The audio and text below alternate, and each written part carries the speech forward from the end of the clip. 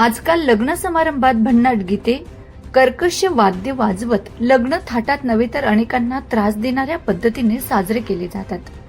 अशातच खामगाव शहरामध्ये आदर्श पिता अरुण राऊत आणि पद्माकर बुजाडे भालेगाव यांनी दिनांक 30 एप्रिल 2026 रोजी सौभाग्य लॉन्समध्ये आपल्या मुलामुलींचा लग्न सोहळा साजरा केला. सदर लग्न सोहळ्यामध्ये कोणतेही अश्लील गीत वाद्य न वाजवता आपल्या भागवत धर्माचा आदर करत आणि कोणाच्याही स्वास्थ्याला त्रास न देता आपल्या मुलांचं लग्न सोहळा साजरा झाला पाहिजे हा दृष्टिकोन डोळ्यासमोर ठेवून चक्क टाळ मृदुंगाच्या नादात वधूवराला लग्न मंडपात आणले.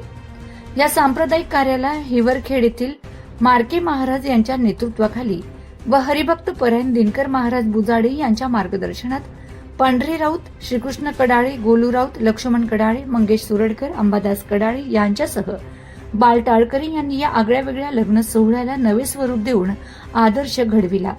या लग्न समारंभाची परिसरात चांगलीच चर्चा होत आहे.